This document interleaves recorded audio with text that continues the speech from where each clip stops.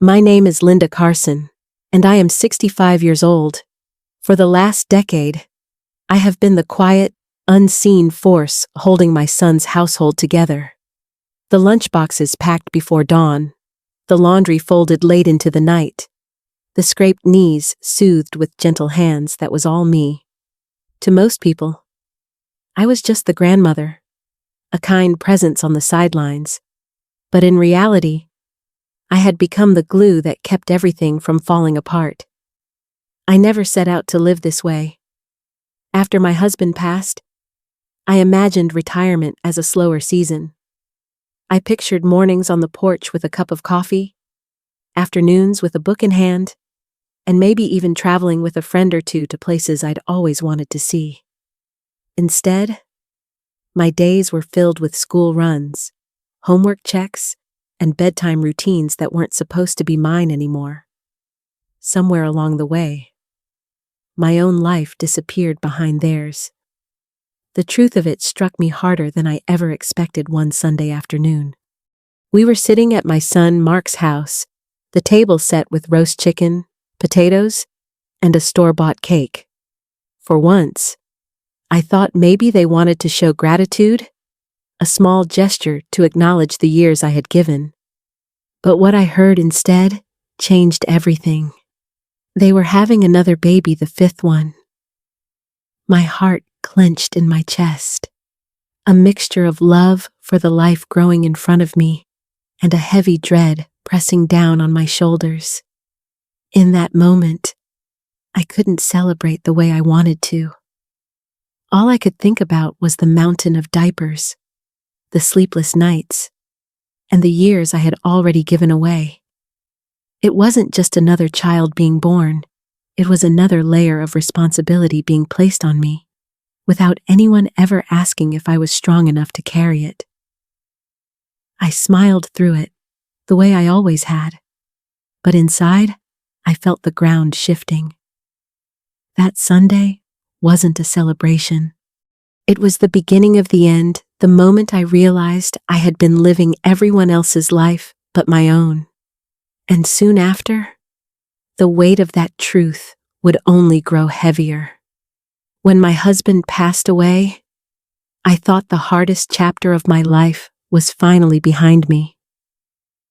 I remember sitting in the quiet of our small living room, telling myself that the years ahead would be gentler. I dreamed of slow mornings with sunlight spilling across the kitchen table, afternoons spent in my garden with dirt under my fingernails, and maybe even a trip with my neighbor, Ruth, to see the Smoky Mountains. Retirement was supposed to be a season of rest, a time to discover the parts of myself I had set aside during decades of raising children and keeping a home. But life rarely unfolds the way we plan. At first, stepping in to help my son, Mark, and his wife, Emily, felt natural. They had 2 young children then, and both were stretched thin, Mark working long hours on construction sites, Emily working night shifts at the hospital. I told myself it was temporary, just a few months until they found their rhythm. A grandmother's love can move mountains, and mine did, gladly. Those first months were tender in ways I still carry with me. I sat with Ava on my lap as she slowly pieced together her first words on the page, her little voice stumbling but determined. Mason, so curious, lit up when we glued together his first science project from scraps of cardboard and tape on my kitchen table. Theo came along later, his small hands digging into the soil beside mine as we planted marigolds out front one spring. And little Lily, she clung to me with sleepy eyes, never able to rest without the lullabies I hummed in the dark. Each of them grew with pieces of me woven into their days, and I don't regret those moments for a second. Their laughter filled the corners of my house, their toys scattered across my living room floor, and their little hands often reached for mine as if I were their anchor. But as the months turned into years, something else quietly happened. My life, the one I thought I would finally live for myself, began to slip away. The quilting group at church went on meeting without me. My walking club strolled through the park on Saturday mornings while I packed snacks and checked homework.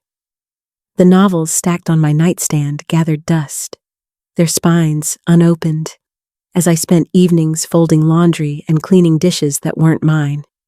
Even my savings, modest as they were, began to drain little by little. Field trip fees here, new sneakers there, grocery bags slipped into my cart for their pantry.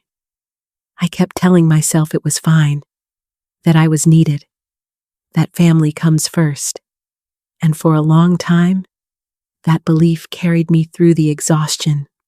But slowly, I began to notice how narrow my world had become.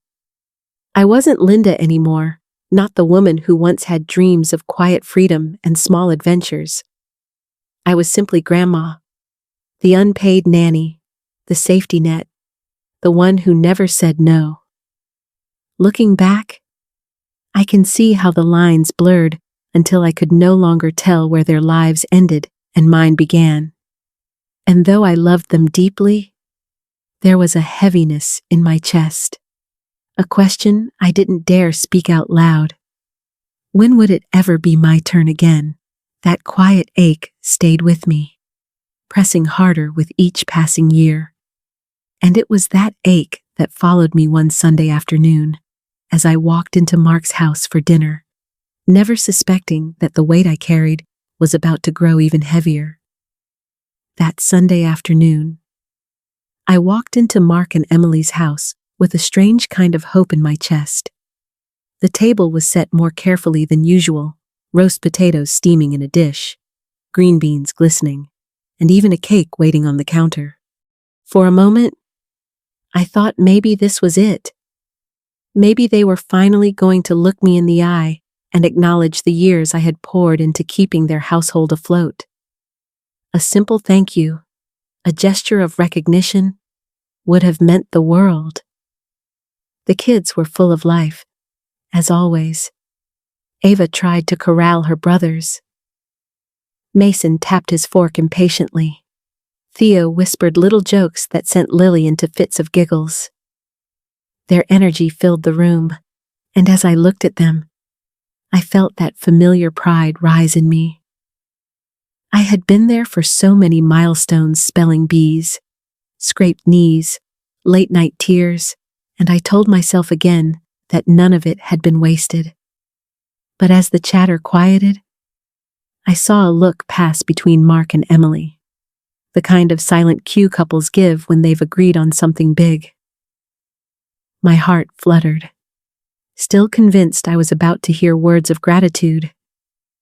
Instead, Mark tapped his glass and with a shine in his eyes said something that made my world tilt. They were expecting another baby. Number 5. The children erupted with excitement, voices tumbling over each other asking if it was a boy, when it would come, how life would change. Emily leaned back, hand resting on her stomach, glowing with pride. Mark's smile was wide, triumphant, as though this announcement alone was a gift to all of us. And me. My smile stayed frozen while a knot twisted deep inside. I wanted to clap with the children, to match their joy. But all I could feel was the heaviness of what this meant. Another round of diapers. More sleepless nights. More responsibility falling squarely onto my shoulders. I thought of the walking group I had left behind. The quilting circle that still met without me.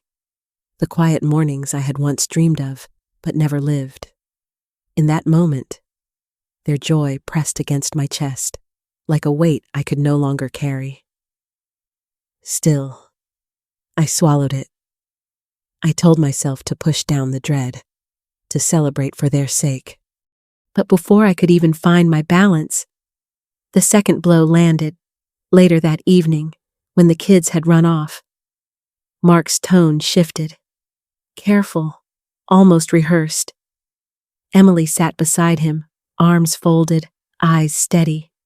They told me it was time to make things official, that since I was already there most of the week, I should take on the role of nanny in name, not just in practice. And then came the part that made the room spin. They wanted me to pitch in for rent and groceries. I sat there, stunned. My pension barely stretched across my own bills, my medications, the upkeep of my tiny house. I had already been covering shoes when the kids outgrew them, paying for field trips, slipping groceries into my cart for their pantry. And now, they were asking me to hand over money to live in a space where I was already giving everything time, energy, and love for free. They used the word fair. That word cut sharper than anything else. Was it fair that my hands were raw from dishes? That my back ached from laundry? That my life had shrunk into nothing but service? Was it fair that the dreams I once had sat gathering dust while I kept their household from collapsing? The silence in that kitchen was heavier than any chore I had ever done. I stared at the table, the dishes, the crumbs, the half-eaten cake, and felt a hollowness open up inside me. Gratitude had never come. And now, instead of thanks, I was being asked to give more time, more money, more of myself I didn't have left to give. I drove home that night with their words echoing in my head. A new baby, rent money, a permanent role I had never agreed to. Love still pulled at me, but exhaustion pressed harder. Something inside me had shifted, though I wasn't ready to name it yet. What I did know was the ground beneath us had changed, and I could feel the cracks forming. That was the night when empathy began to turn into disbelief. And disbelief, if left to fester, would only grow into something far more dangerous. I just didn't know how soon it would come. Every morning seemed to blur into the next. My phone would buzz before sunrise, Ava telling me her mother was running late again, Mason searching for clean socks, Theo begging for something sweet before school, and little Lily clinging to my leg in pajamas, hair tangled and eyes heavy. I would drop my own half-finished coffee, drive across town, and step into their kitchen only to find chaos waiting, cereal bowls crusted on the counter, milk pooling on the floor, laundry baskets overflowing. I moved on autopilot, sandwiches packed, shirts ironed, hair braided, shoes tied. By 8 o'clock, I had them all in the car, their voices tumbling in the back seat, Ava stressed about a history project, Mason tapping his pencil on the window, Theo peppering me with questions, Lily humming softly. My hands ached on the wheel, my travel mug cooling beside me, and I couldn't shake the feeling that I was held together only by caffeine and obligation. The rhythm of my days was relentless. Dishes, laundry, homework, meals, tantrums, bedtime. I told myself it was love, and it was, but it was also exhaustion that hollowed me out a little more each night. By the time I returned to my own small house, I felt invisible, like a shadow of the woman I once was. One evening, I sat on my porch with Ruth, my neighbor, and poured out the truth I had been swallowing for years. I confessed how invisible I felt, how the chores filled every breath, and how even the little money I had left was slipping away to cover shoes, groceries, and school trips. Ruth looked at me with a clarity I had avoided and told me words that rang like a bell I had raised my children. This was no longer my job. Hearing it aloud was different. It planted something in me, an uncomfortable, undeniable truth I could no longer ignore. For a brief moment, I let myself dream of a different life. I searched senior apartments online, scribbling down numbers and addresses. Most were far beyond what I could afford, but tucked between them were a few possibilities. It felt like planting seeds, even if I wasn't ready to see them bloom. And then the betrayal came. I had picked Ava up from choir practice one evening, and when we walked into the house, I knew something was wrong. Mark stood on the porch, arms crossed, his face tight with anger. Emily hovered behind him, lips pressed thin. Inside, on the counter, an envelope lay open. They told me there had been $300 in it, and now it was gone. And they looked at me as if I were the one who had taken it. My stomach dropped. Years of sacrifice flashed in my mind, every meal cooked, every night spent rocking their babies, every dollar quietly spent to keep them afloat. And now, after everything, my own son looked at me as though I were a thief, the woman who had kept his children fed and clothed, the woman who had poured herself dry, suddenly reduced to suspicion. Emily's eyes were cold, pressing for an explanation. Mark's voice was tight, even hinting at the police if I didn't admit the truth. My throat closed. No words could come. The air felt thick, poisonous, and then, like a fragile light breaking through, Ava spoke. She stood small but steady and reminded them what they refused to see, that I had always given, never taken. She remembered Emily slipping the envelope into her purse after groceries. The silence that followed was sharp, filled with shame no one wanted to name, but the damage was done. I had been accused, humiliated, made to feel like a criminal in the very home I had built up with my own hands. Ava's defense saved me from that one moment, but it could not erase the wound. That night, I walked out with my purse clutched to my chest, my heart heavier than it had ever been. As I drove back to my little house, I knew one thing with certainty: I could never go back. Love had tethered me to them for years, but trust had been severed. And once broken, it could not be restored. That was the night I realized survival meant choosing myself, no matter how much it hurt. The decision was no longer a question. It was a vow. The night I pulled the old suitcase from the back of my closet, I knew it wasn't just about clothes or belongings. It was a declaration. I didn't pack much at first. A sweater folded carefully, my quilting needles, a photo of my husband and me on our wedding day, my mother's worn Bible, small pieces of myself that reminded me I had once been more than someone's caretaker. Each item slipped inside that suitcase felt like an act of defiance, a quiet promise that I was reclaiming my life. For days, I didn't announce it. I didn't argue with Mark or Emily. I simply began the slow, steady act of preparing for a future that belonged to me. The weight of guilt pressed on me. I could still see Ava's eyes, wide and searching, wondering if I was leaving her behind. But alongside the ache, there was a growing sense of relief. For the first time in years, I was choosing me. A week later, I signed the lease on a one-bedroom apartment at the edge of town. It wasn't much, just a narrow living room, a kitchen big enough for one, and a small balcony barely large enough for 2 pots of flowers. But when I turned that key in the lock, I felt a freedom I hadn't tasted in decades. This was mine. Mine alone. I furnished it with second-hand treasures: a table with wobbly legs, 2 mismatched chairs, a lamp with a crooked shade.